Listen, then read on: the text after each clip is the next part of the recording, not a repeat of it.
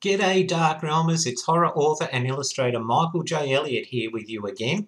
If you're new to the Dark Realm Diaries, hit the subscribe button for some great horror content. We do movie reviews, book reviews, trivia, everything from the world of horror. Well, Darkrealmers, today I've got another one in our series of creepy television series for you from the past and present. And today I'm going to be reviewing and looking back at a great classic TV horror series from 2005, Masters of Horror. So let's get started.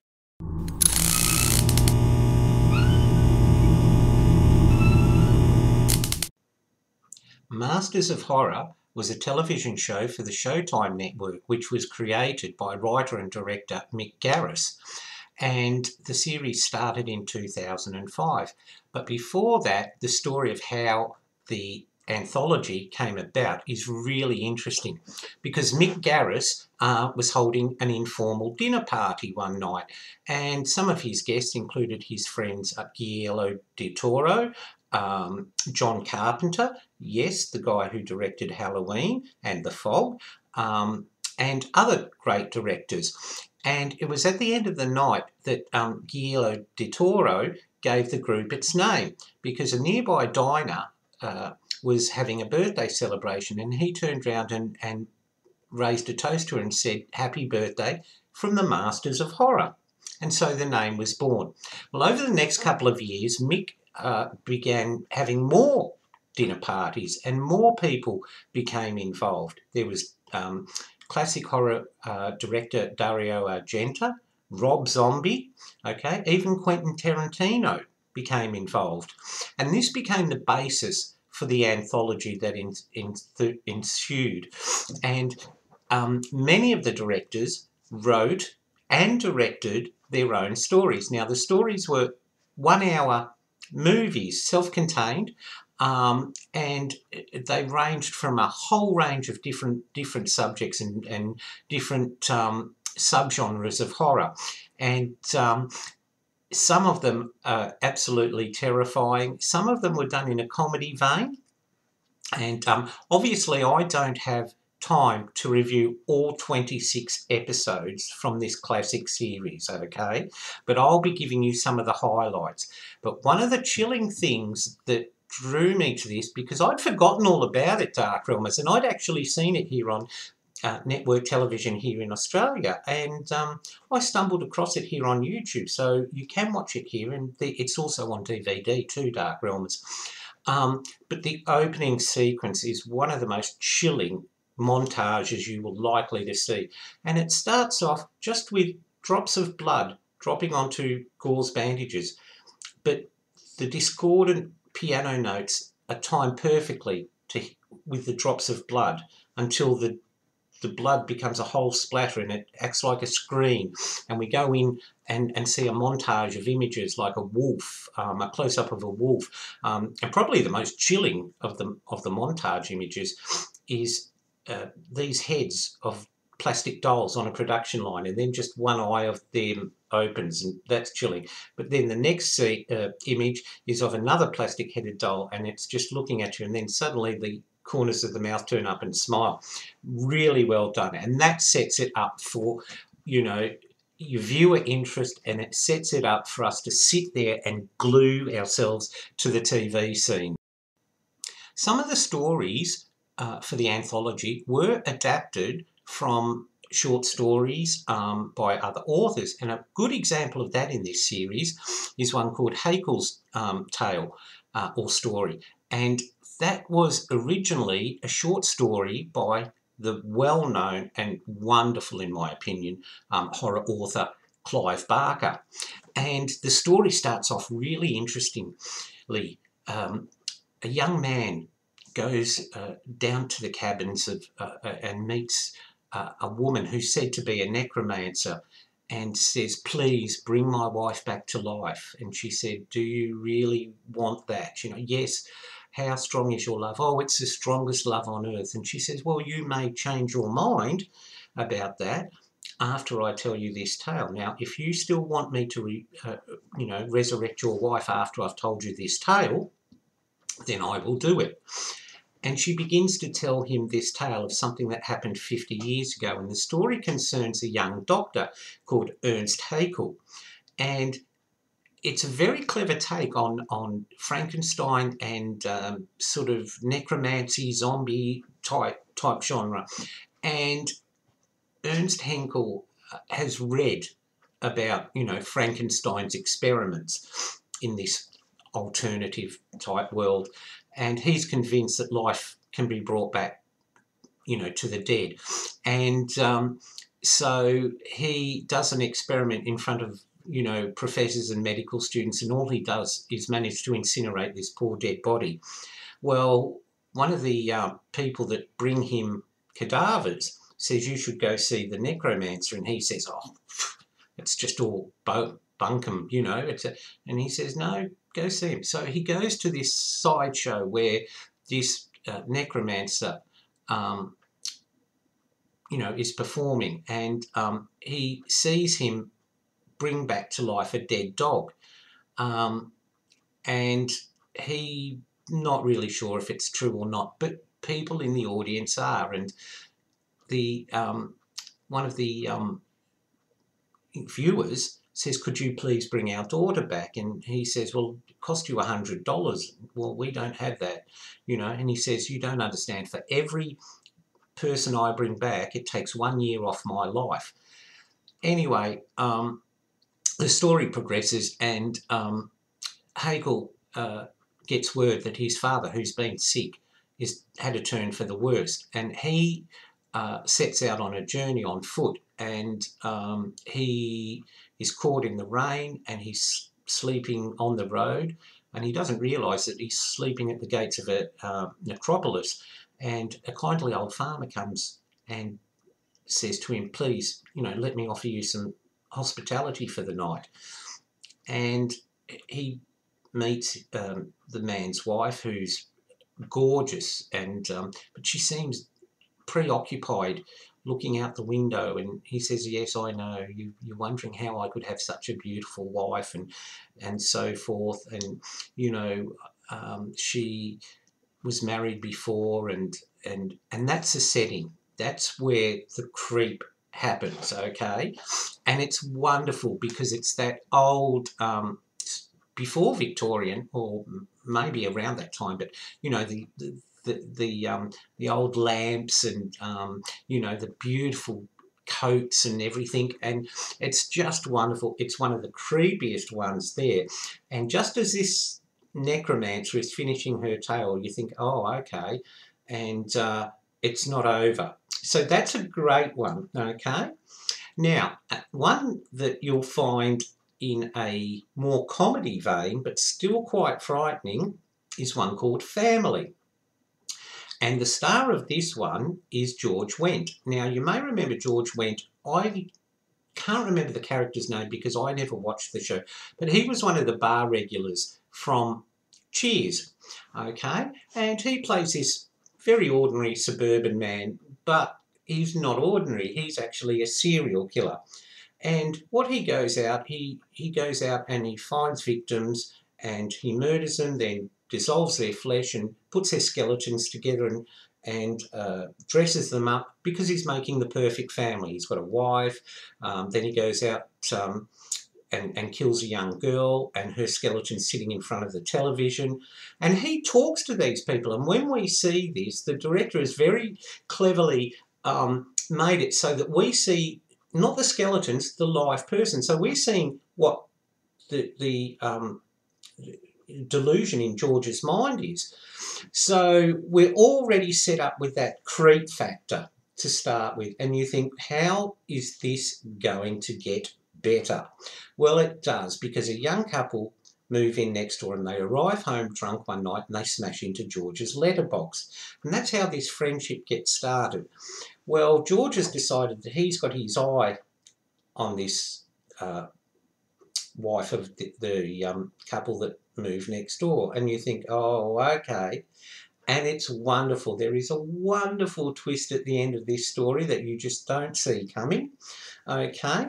And that's one, for me, that was a great one, because there were moments of comedy interspersed with the horror. And George Wendt's character is just so unassuming that you would, well, I suppose, you know, if serial killers look like serial killers, no one would be their victims. But this is just wonderful. He was a perfect choice for this. Now, another one that I can highly recommend that's not horrifying per se, but is terrifying in its implications. And that one's called the Screwfly Solution. And it basically starts off with, we're shown a little mini documentary about a parasite fly called the Screwfly. And this fly lays its eggs inside cattle and so forth. And it used to wipe out, you know, like 2 million cattle per year.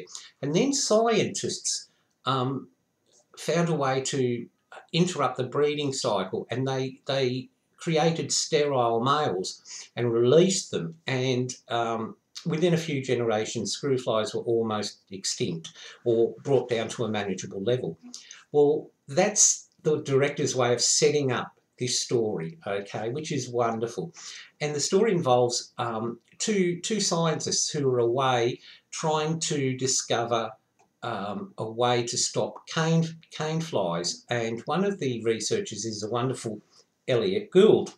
And when they get back after 5 months, they're all having dinner, and Elliot Gould explains to this young girl that cane flies, you know, can crawl in your nose or in your ear and lay your eggs and basically, you know, eat you from the outside. And, you know, you think, oh, okay, this is what's going to happen, okay?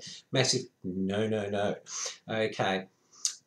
What we see is men becoming extremely violent and killing women. And in one town, there's 11,000 murders. And the researchers are thinking, what's going on? What's happening? Well, someone has created a virus or an some sort of something that's causing this. And I found out something interesting, that the male sexual urge is very much linked to violence and aggression. And I didn't know that, but it makes a lot of sense because mammals, you know, like higher mammals, you know, clash to mate with females and so forth. And but in this story, someone has invented a way to cut off the actual reproductive urge and just leave the urge for violence. So we're left with a world where men are actually killing and hunting women because the sexual nature of men has been disrupted. And these researchers are desperately trying to find a way to stop this. And they've suggested to the Pentagon that they should, you know, use chemical castration on men until they can figure out what's happening. And, of course, it brings a lot of questions about the relationship of men and women, because the wife of one of the directors actually works at a abused women's shelter.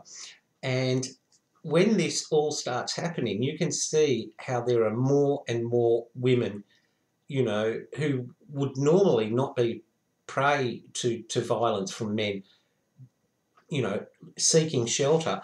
And there's some really chilling scenes in this. In one scene, this researcher is trying to get home, and he's on a plane, and because of this crisis, the government has stepped in and separated flights for men and flights for women.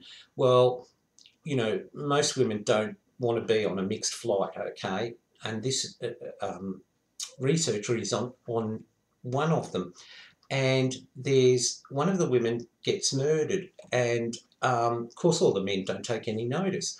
But this researcher, who isn't infected, of course is profoundly affected. And a woman in one of the rows is screaming and screaming, and the steward's saying, "Please, madam, be quiet, bitch, be quiet." And then he just snaps her neck, and it's like, oh, and it's done so unexpectedly, and it's just horrific. And so it's a very much an apocalyptic tale, as this woman, who is the wife of the director, the researcher, tries to escape and get away from this. And I can't tell you the ending, but throughout the story, there are reference to angels. And one young boy says, "Oh, I've seen angels. They're glowing and they're tall, but they don't look anything like we expected." Okay, I'll just say that. And Elliot Gould says a very wonderful line that's really, gets to the heart of the whole story.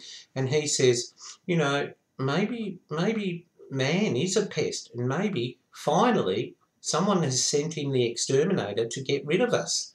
And that's just wonderful. It says a lot about relationships.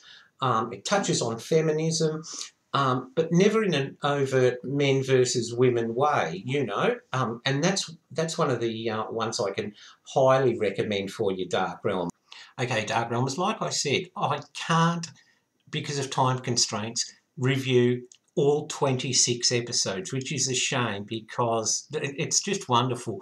Some are better than others, of course, but that's natural, okay? It's like anything. And the final one I want to review for you is one that is just totally chilling, and it's called Right to Die. And it's about a man and a woman, a married couple. He's a dentist. I think she's just fabulously wealthy, or her family is anyway.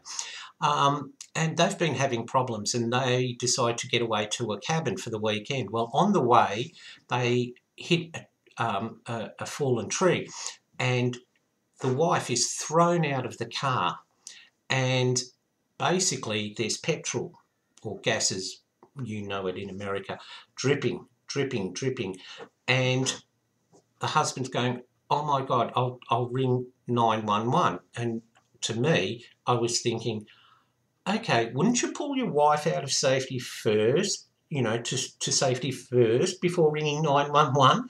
Okay, anyway, disregard that. Before he finishes the phone call, boom, the woman's engulfed in flames. But surprisingly, she doesn't die. But she is horrifically burnt. I mean, totally burnt.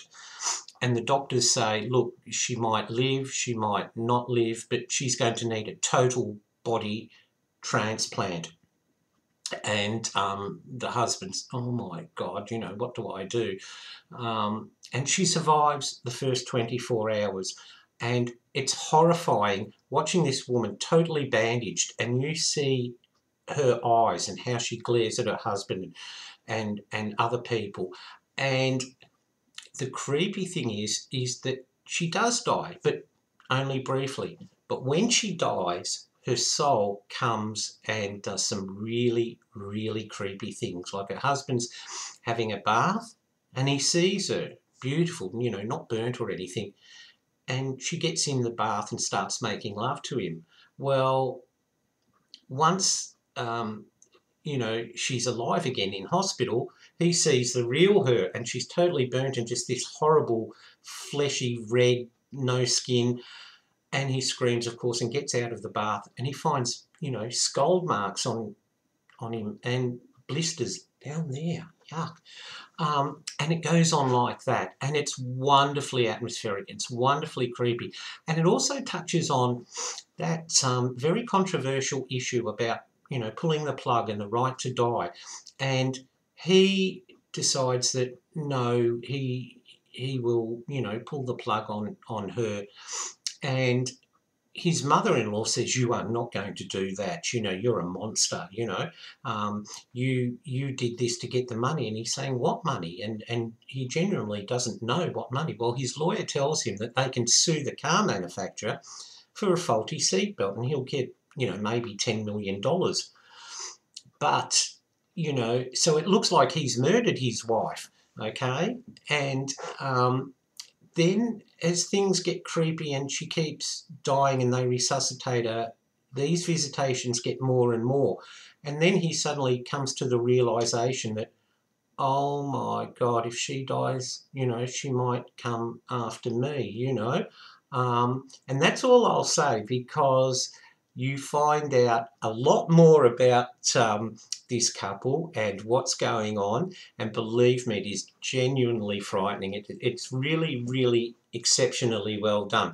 And that one has an appearance by Corbin Burnson, who you might remember was a sex symbol from LA Law back in the day. So there you go, Darkrealmers. They're some of my favourite stories from Masters of Horror. Now, the interesting thing about this was that there was a third series planned, okay? But Showtime announced that they weren't going to fund it, and funding had already been found by some from somewhere else. So there was a third series made, but they couldn't release it under the title of Masters of Horror because, of course, it was in collaboration with Showtime and they had withdrawn from the project. So a third series was actually made under the title, now I'm not 100% sure, Darkrealmers, because of my brain injury kicking in, but it was either called The Face of Fear or The Hand of Fear. So look that one up too, because it will be really interesting. I'm going to check it out and find it, what the third series entailed and who were some of the wonderful directors involved with it, okay?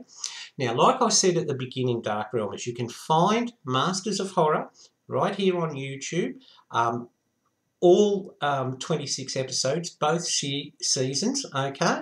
And it's also available for you to watch on DVD, which is great if you like adding anthologies and TV shows to your DVD collection, okay? So check that out. Now, I hope you've liked my review. If you have, please give us a thumbs up, okay? Leave a comment in the sections below. If you've seen the series yourself, what were your thoughts of it, okay? I loved it. I thought it was great. And if you haven't, let me know whether you're tempted to watch it because of my review.